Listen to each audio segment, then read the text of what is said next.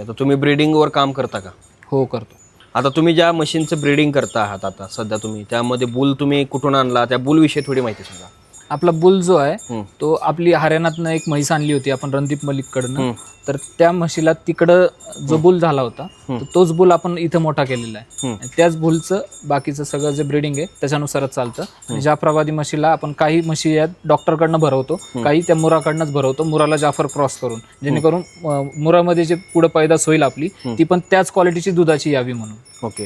आता त्या बुलची जी पैदास आहे ती कमीत कमी 16 लिटर प्लसची आहे. ओके. क्रॉस ब्रीडिंग होत नाही का मग? होतं काही प्रॉब्लेम होत नाही. जरी झालं तरी आपल्याला दूध जे खाली येतं तर ते काहीच प्रॉब्लेम येत नाही.